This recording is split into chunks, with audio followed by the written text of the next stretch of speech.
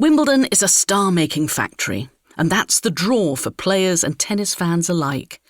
That familiar geometry of immaculate emerald green grass courts is a production line that each year serves up champions the tennis world remembers and treasures forever. No player becomes a superstar of the sport without enjoying success on the historic stage of centre court, with the time-old traditions that go with it.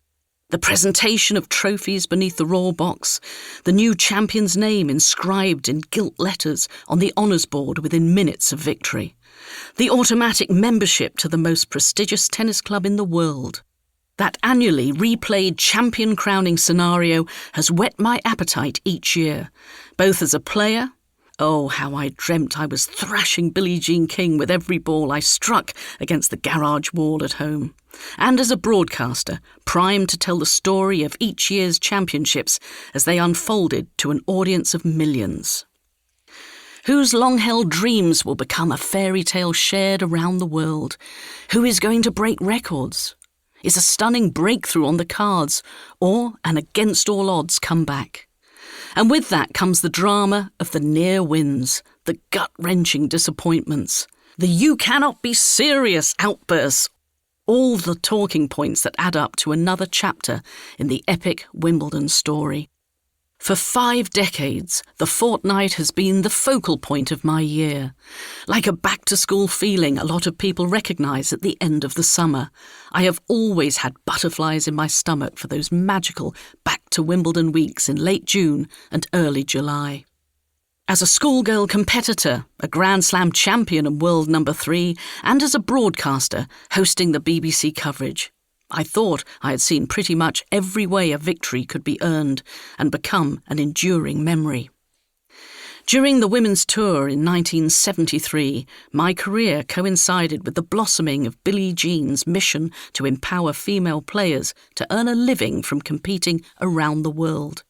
It also dovetailed with the consolidation of the men's professional tour following the advent of the Open era in 1968. Whether hearing the gossip in the dressing rooms, where Mrs. Twynham, whose husband was the groundsman, ran baths for the ladies, or leading the output from the host broadcaster's television studio, I have been lucky enough to witness so many of the standout moments that people chat excitedly about today when they recall their first pilgrimage to the All England Club in South London, or their earliest recollection of watching it, enthralled, on the TV. Bjorn Borg's consecutive run of 5 victories in the late 1970s and the Borg mania that caused court invasions of screaming fans. The era-defining rivalry between polar opposites Chrissy Evert and Martina Navratilova. John McEnroe's super-brat years. The eccentric wildcard entrant Goran Ivanisevic beating Pat Rafter in 2001 on People's Monday. Venus Williams' first win, itself ushering in an era of sibling dominance in the women's game. And of course, the sublime Roger Federer and his rivalry with Andy Murray, Rafa Nadal and Novak Djokovic in what became a 20-year domination of the Roll of Honour. More of all this later.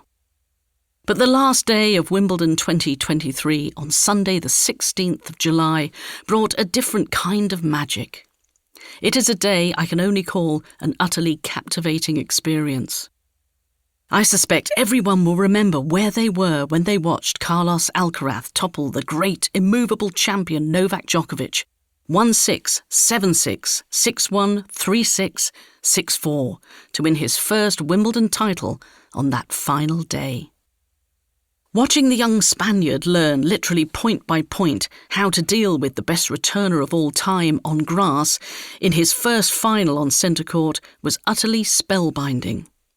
Alcaraz described himself as a boy of 20 years old that day, but the way he never gave up, never dropped his head during 4 hours and 43 minutes of battle, and then served out the match with a nerveless game that featured a brazen drop shot and a lunging volley winner, signalled a mature talent who had just caused a shift in the tennis hierarchy. I was among those lucky enough to be sitting courtside and feel the significance of the moment reverberating around the stands.